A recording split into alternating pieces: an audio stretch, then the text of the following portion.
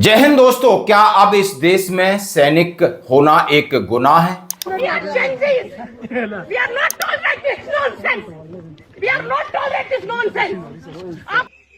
I will register FIR. If you do this, I will register FIR. इसका photo खींचो लड़के का लिए which is already I have told you. CO23 से बात करा जरा. CO23 से बात करा. It's nonsense. Who told you? Who has authorized you? है हाँ जी दोस्तों, जहां पर आप शहादत दे करके इनकी रक्षा करते हो, यानी आप अपनी जान देते हो और तभी ये लोग जिंदा हैं, फिर इनका रवैया, इनका व्यवहार हमारे प्रति कितना खराब होता जा रहा है। यानी सेना को डिग्रेड कर रहे हैं, सैनिकों के साथ लगातार अपमान किया जा रहा है, चाहे पुलिस के द्वारा हो, प्रशासन के द्वारा हो, अब आम जनता भी इस तरीके से हमें बीचों बीच सड़क पर गलिया रही है। एक फिल्म का डायलॉग याद आ जाता है, सच ये है कि मैं हूं इसलिए तुम हो, सच ये है कि हमारी उंगली ट्रिगर पर है इसलिए आप खुली हवा में सांस ले रहे हो, सच ये है कि हम 7,000 फीट पर अपनी हड्डियां गलाते हैं और तब आप बुद्धिजीवियों की तरह बात करते हो, संवेदनशीलता की बात करते हो और साथ ही उन्हें कहा है तुम्हें सहूलियत मिलती है, यानी नेतागिरी करने की, त्योहार मनाने की, पिक्चर जाने की, यानी इस सच ये है कि मैं हूं इसलिए तुम हो। यानी बात कितनी बड़ी कही है, यानी हम शहादत देते हैं और आप एंजॉय कर रहे हो। और अब इस देश को ऐसे क्यों लगने लगा है कि शायद ये अलग कौम है, इसका काम ही बलिदान होना है, मरना है, इनका परिवार इसी तरीके से तड़पता रहेगा, हमने सिर्फ एंजॉय करना। मैं क्यों कहना चाहता हूं कि एक शहीद होता है उस दिन चंद सेकंड के लिए, मिनटों के लिए वहां पर नेता और प्रशासन के अधिकारी पहुंचते हैं, मेला लगता है, वंदे मातरम होती है, उसके बाद उस विधवा को कौन पूछता है, यानी उस मां को कौन पूछता है। मैं कल करण थापर साहब के माता पिता का एक वीडियो सुन रहा था। मैं आऊंगा कि जनरल वीके साहब ने अब क्या कहा है, मैं आऊंगा कि सेना के अधिकारी अब क्यों कूद पड़े हैं, लेकिन उन्होंने कहा है, करण थापर के माता पिताजी ने 15 अगस्त को कहा था कि जब मेरा बेटा इस देश के लिए शहीद हुआ मुझे फख्र की बात है, लेकिन बाकी लोगों को भी तैयार रहना होगा, यानी देश को आजाद बनाए रखने के लिए और देश में शांति के लिए आपको बलि देनी होगी, अपने बच्चों की बलि देनी होगी। और मुझे इस बात का फख्र है कि मेरा बेटा इस देश के लिए कुर्बान हो गया। और साथ में कितनी बात की कि यानी बॉर्डर पर जब बेटे के सीने में गोली लगती है और वो शहीद होती है, वो गोली वहां खत्म नहीं होती है, वो 1000 किलोमीटर पीछे बैठी उसकी मां के सीने को छलनी करती है और उस मां का दर्द जीवन भर रहता है। कितनी बड़ी बात कही, सच बता रहा हूं, आंखों में आंसू आते हैं और ये हकीकत है, ये हमने जिया है और आप जी रहे हो, हमारे सैकड़ों यानी लाखों भाई इसको जी रहे हैं। लेकिन दोस्तों, जो कल या परसों 2 दिन एक्स प्लेटफॉर्म पे आप खोलिए तो आपको ये मोहतरमा दिखाई देंगी, ये जैन जी कह करके सेना को गलिया रही हैं, बात टैक्स की कर रही, बात हमको नौकर बनाने की बात कर रही हैं। शायद इन्हें कुछ We are not tolerate this nonsense. We are not tolerate this nonsense. आप लोग मुझे बताओ, आप लोग बैठोगे या नहीं बैठोगे? चलो चलो चलो, कैसे रोकेंगे? 5 घंटे हो गए, निकालो सब लोग गाड़ी और चलो। वो कश्मीर एयरपोर्ट नहीं उतरे। हम नहीं जाएंगे, किसी को जाने नहीं देंगे। हम लोग पैसे देके घूमने आते हैं या फिर ये सब टॉलरेट करने आते हैं? ताला लगा दिया इन्होंने, कश्मीरियों के साथ तो करते हैं, अब बाहर के टूरिस्टों के साथ भी कर रहे हैं। देखो इन्होंने किसी ताला लगा दिया, अपना नाम भी नहीं बताया और वहां चले गए।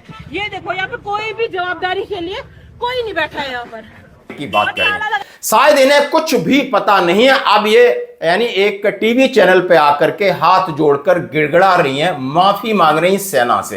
हेलो, उस दिन जो चीजें हुई थी उसका जो वीडियो लोगों ने डाला हुआ है वो करेक्ट वीडियो नहीं है। उसमें मैं हूँ और मैं वहां पे चिल्ला भी रही हूँ, शाउट भी कर रही हूँ, इवन मैं फ्रस्ट्रेट होकर बहुत चीजें बोल भी चुकी हूँ उस वीडियो में, जो कि मैं जानती हूँ। और पहली बात ये कि ये वीडियो 1 मंथ पुरानी है, जिसको आज वायरल करके मुझे बदनाम किया जा रहा है, जबकि मैं इंडियन आर्मी को इतना रिस्पेक्ट करती हूँ। मैं कभी सपने में भी नहीं सोच सकती कि मेरी वजह से मेरे देश की इंडियन आर्मी को इतना बुरा लगा कि मैंने ये सब चीजें बोली। उस दिन ये हुआ था कि हम लद्दाख से वापस दिल्ली की तरफ आ रहे थे, हमें नहीं पता था कि उस दिन वीआईपी मूवमेंट होने वाला है या कुछ होने वाला है। हम लोग वहां पे बैठे हुए थे, तो हमें 3-4 घंटे वहां सुबह से वहां पे वेट करते हुए हो गए। फिर हमने एक फौजी से पूछा कि सर और कितना टाइम लगेगा? उन्होंने बोला कि मैम 1 घंटा और लगेगा। फिर हम लोगों ने 1 घंटा और वेट किया। वैसे वेट करते करते 6 घंटे हो गए। तब तक आगे से आवाजें आने लगी कि आगे फाइट चल रही है, फौजी और शायद जो वहां पर बॉर्डर पे पुलिस तैनात थी उनके साथ। हम लोग भी गए, हम लोग बहुत पीछे थे, हम लोग आगे गए, हमने देखा तो वहां पे ऑलरेडी फाइट चल रही थी। वहां पे जो सिक्योरिटी पर्सन्स थे उनके साथ और पब्लिक की। उस फाइट के बीच में मैं भी चली गई। मैंने बोला कि मैं एक पेशेंट हूँ, मेरे को बहुत प्रॉब्लम हो रहा है, 6 घंटे हो गए, हम लोग वॉशरूम नहीं जा पा रहे हैं, कुछ नहीं जा पा रहे हैं, आपके वीआईपी मूवमेंट के चक्कर में हम लोग बहुत फ्रस्ट्रेट हो रहे हैं। आप लोगों को हम लोग टैक्स पे करते हैं, सारी चीजें करते हैं, तो हमारे साथ ये सब चीजें क्यों हो रही है? लेकिन उस चीज को इतना नेगेटिव वे में दिखाया गया कि मैं इतना डिप्रेशन में चली गई कि मुझे यकीन नहीं हो रहा कि आज मैं कोई पब्लिक फिगर नहीं हूँ सर, मैं कभी सोशल मैडम, मीडिया पे भी नहीं जी रहती। जी बिल्कुल। हाँ जी दोस्तों, लेकिन इसका एनालिसिस मैं इस बात से करूंगा कि आप जैन जी हो, जैन अल्फा हो, अच्छी बात है, आपको फ्रीडम चाहिए, अच्छी बात है, लेकिन ये फ्रीडम मिली कैसे? कितने क्रांतिकारियों ने, कितने देशभक्तों ने अपने परिवार उजाड़ दिए। साथ ही आज भी जिस फ्रीडम और जहां आप एंजॉय कर रहे हो वहां एक जवान खड़ा है, न छाता है, न उसके पास छाता है और न कोई प्रोटेक्शन है, बंदूक लेकर खड़ा है, न शिकायत है, सिर्फ अपनी ड्यूटी कर रहा है। और कल आप वहां पर एक चेक पोस्ट पर पहुंचती हैं, हंगामा करती हैं, आप जैन जी के नाम पर लोगों को भड़का रही हैं। यार इनका वीडियो आपने अच्छे से देख लिया होगा। अब मैं बात करूंगा, जनरल वीके साहब इसके अंदर आ गए, एक सेना का अधिकारी और वहां पर पहुंचता है, पर्यटकों को समझाता है कि हम आपके लिए हैं और बहुत नपे तुले अंदाज में अपनी बात कहते हैं। जनरल वीके साहब भी कहते हैं कि हम टैक्स भी देते हैं। दोस्तों ये सारी बातें हैं। अब मैं जनरल वीके साहब की बात आपके सामने रखूंगा, उसके बाद थोड़ा सा आगे चलेंगे कि लग रहा है कि सैनिक होने से अच्छा है 20-25 हजार की नौकरी करने से अच्छा है कि हम गोलगप्पे बेच लें, हम पुलाव सवेरे बेच लें, एक ठेला लगा लें और उससे अपना जीविका आराम से कर सकते हैं। तब इन नेताओं को पड़ेगा, क्या इनके बच्चे बॉर्डर पर जाएंगे? क्या ऐसे जैन जी बहन जी जो बोल रहे हैं वो जाएंगे बॉर्डर पर? 4 दिन वहां रुक करके ड्यूटी कर सकते हैं? इसके लिए मानसिक और शारीरिक रूप से मजबूत होना चाहिए, इसके लिए अंदर देशभक्ति का जज्बा होना चाहिए। यहां सवाल किए नहीं जाते हैं, सिर्फ आदेश पर काम होता है, चाहे आदेश कैसा भी हो, सीनियर का आदेश है उसके लिए हम मर मिटते हैं। यानी हवा है, पानी है, तूफान है, हम इसकी कोई फिक्र नहीं करते हैं। यानी हम अंतिम सांस तक इस देश की सेवा करते हैं, अंतिम सांस तक अपने तिरंगे का सम्मान करते हैं और हमें यह मिलता है। वहां पर आप देखा एक पुलिस का अधिकारी बुलाओ सीओ को, बुलाओ कमांडर को, इस तरह भड़क रहा है और इनके पीछे कितनी कालिक है, इनके पीछे कितनी कालिक है, कितना भ्रष्टाचार, अनाचार, दुराचार, भाईबंदी सब कुछ होता है, इससे लिपे पुते रहते हैं। और एक सेना के अधिकारी, वो भी ब्रिगेडियर रैंक को इस तरह चैलेंज करना, कमांडिंग अफसर को चैलेंज करना, जो कि कमांडिंग अफसर एक रेजिमेंट का माई बाप होता है, उसके साथ जो 600-700 लोग होते हैं उसके लिए जान दे सकते हैं, बिना सवाल किए जान दे सकते हैं। हकीकत है, ये सेना की खूबसूरती है। याद रखोगे, ये जैन जी घुस गए, अग्निवीर घुसा दिए, इस तरीके से आप सेना को कहीं ना कहीं डिग्रेड कर रहे हो। बड़ी अच्छी बात है कि सोशल मीडिया एक्स के ऊपर ये लड़ाई में हमारे जनरल वीके सिंह साहब है, जनरल दुआ साहब हैं, बहुत सारे कर्नल हैं, सबने आखिर अपनी अपनी प्रतिक्रिया दी, भले जमीन पर नहीं आए लेकिन बड़ी सजी हुई प्रतिक्रिया देने का मतलब यह होता है कि आम जनता में, सरकार में और सत्ता पे बैठे हुए इन पाजामा कुर्ता खादी पहनने वालों को भी पता चलेगा, नहीं अब इन्हें बोलना भी आ गया है। कहीं ना कहीं ये संदेश जाता है, कहीं ना कहीं ये संदेश जाता है कि नहीं, इनके पास भी एक सोशल मीडिया प्लेटफॉर्म है और ये लोग भी अपनी प्रतिक्रिया करने लगे। भले जिसने बेल्ट कैप डाल रखा हो, भले आज वो सेवा में है, वो न बोल पाए, उनका प्रोटोकॉल हो सकता है, लेकिन आपने आज बोला, इससे मैं बहुत खुश हूं, मैं सबको सैल्यूट करता हूं। आइए जनरल वीके साहब ने क्या बोला। आप वर्तमान में मिजोरम के राज्यपाल हैं, हमारे सेना प्रमुख रहे। उन्होंने इस घटना की आलोचना तथ्यों के आधार पर की, न कि भावनाओं के। बिना सोचे समझे लगाए गए आरोपों के आधार पर उन्होंने कहा है, म्यांमार की घटना हमारे सैनिकों के साहस, बलिदान और सतर्कता की याद दिलाती है। ऐसे में सैनिकों को गलत तरीके से दोषी ठहराना या उनका अपमान करना उचित नहीं है। उन्होंने सोशल मीडिया प्लेटफॉर्म एक्स पर लिखा, भारत के सशस्त्र बल हमारे देश और उसे नुकसान पहुंचाने की कोशिश करने वालों के बीच खड़े हैं। हां जी दोस्तों, मैं फिर दोहराऊं, भारत की सेना भारत को नुकसान पहुंचाने वाले और उन्होंने कहा है देश के बीच खड़े हैं। मिनिमम घटना हमारे सैनिकों के साहस, बलिदान, सतर्कता की बड़ी याद दिलाती है।